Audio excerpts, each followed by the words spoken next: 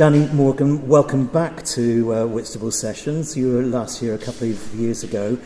For anyone that doesn't know you, can you tell me where you're from and how the band got together? We're from the northern part of Virginia, and I actually live right at the foot of Furnace Mountain. That's where the band gets its name, and that's where we get together.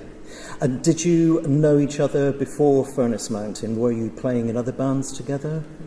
We've known each other for many years. I guess Amy and I, the lead vocalists, we've known each other since high school. And we had a band together, me and her and David, back when we were 19 years old. So now I'm 41, so 20-some years ago.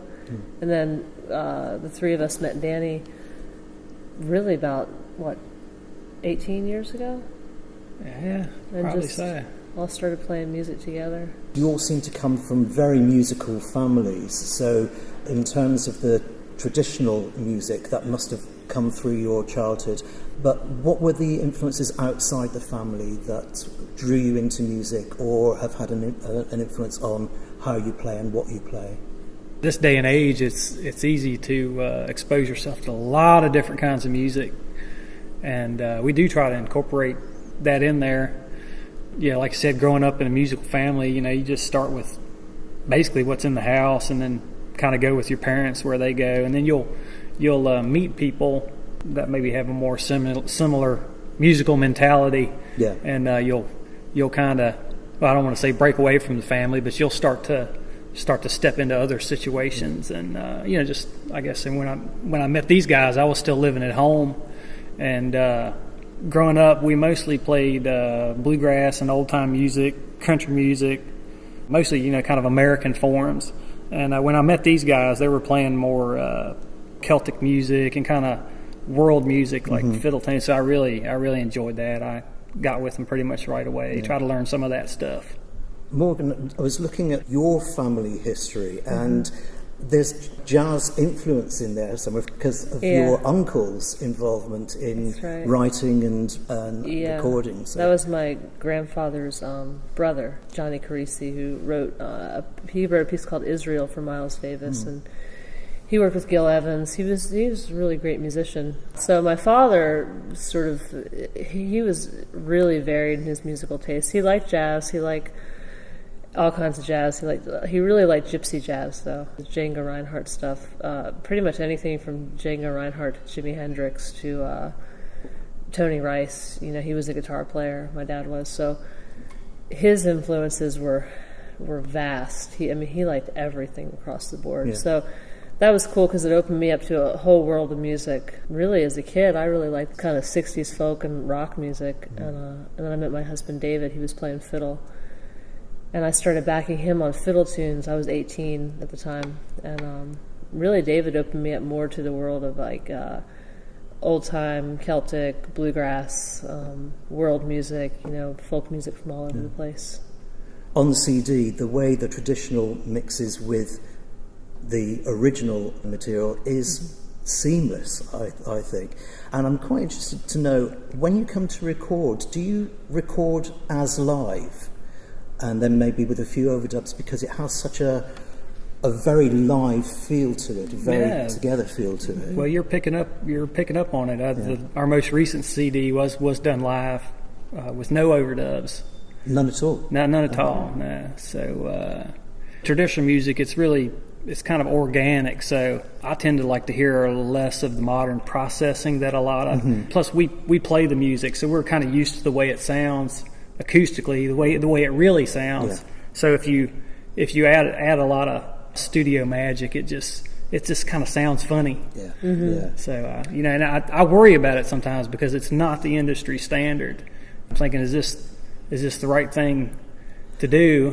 But we're always pretty happy with the product. But there is that thing that everything is there available for you. There's every single knob, button, switch that you can use. It's when to know when to leave it alone. Exactly. Is that also then the way you approach original songs? Are they worked up in the studio together to get that similar type of thing? we'll get together before we do a recording, knowing that we're going to be doing it live, so we kind of have it together. You don't really have an opportunity to do it again if something you have to do it all over again. So we'll meet a few times, and especially if there's new material, and try to work them and get the arrangement and get everything set so that we can play it for real. I mean, you're going to have to play it for real anyway when you're in concert. I think a lot of bands, in a way, they'll go into the studio and they'll put everything together in the studio, which is nice. Usually once you get in the studio, your creative juices really start to flow and you get a lot of ideas, so it's good to use some of that. But they've never really played the material that they're gonna. No. And even once the CD or whatever comes out, they still haven't played that piece of music live together. So in a way, they have to. I suppose they learned it off their own CD to get ready for the first gig. Chances are, if they've gone through the recording process with so much embellishment and that, they can't actually perform it live. They have to perform it in a much more stripped down way. Whereas you have the ethos, if it's the right word, of what you get live is what you want to create on record, and vice versa. That's right. Yeah. Yep. In terms of the actual local music community, is it quite a thriving music network? It seems like there are more and more players, like just based on Dave, my husband and our fiddle player, more and more kids coming to him wanting fiddle lessons, which when we started playing this kind of music, or when I started 20-some years ago, there wasn't that many, it didn't seem that many young people that really wanted to learn fiddle. And mandolin, you have a lot of students. You have tons of mandolin, fiddle, and guitar students. And what I do with my lessons is, I'll teach the guitar student and the fiddle student the same song, and encourage them to get together. Because anybody who spends time with me is going to need a support group, right? That's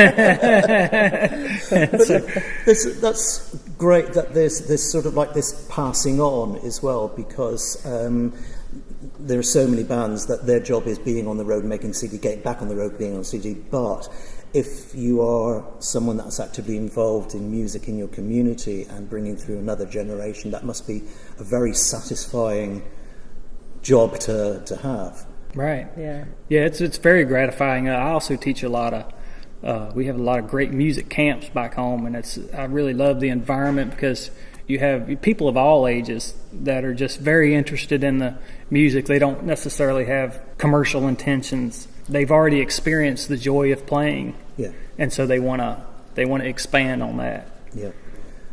Danny, you had a solo album earlier this year. I made a guitar album where I mostly play guitar. It's interesting tracks on there where there's some John Coltrane and some Penguin Cafe Orchestra, and a song that I associate with Herb Alpert. How did they come into the mix? A lot of it has to do with the instrumentation and the musicians involved. And once you figure that out, I mean, I don't know, it's kind of a chicken and the egg. A lot of times I'll think of the music that I want to record, and then I have to think of the personnel that I want to record this music with, and then as soon as I think of the personnel, then I think of all of the other stuff that would be great to do with this personnel. Yeah. Actually, the Herb Alpert one you mentioned, I had a beautiful recording of Paul Desmond and Jim Hall doing that. And the song we're talking about is A Taste of Honey, which actually the Beatles did on one of their first recordings, and they did it as a waltz, a 3/4, a song in 3/4 time, and then of course Herb Alpert did it, with a horn band, it's 4/4, but we kind of put it back into the setting of the 3/4. But I mostly did that as a Jim Hall tribute, since we unfortunately lost him this year. So. In terms of Furnace Mountain now, there seems to be about 3 year gaps, 3-4 year gaps between each of your studio albums. So we should be due one round about mid-2015, or am I just got fingers crossed? Sounds good. Yeah.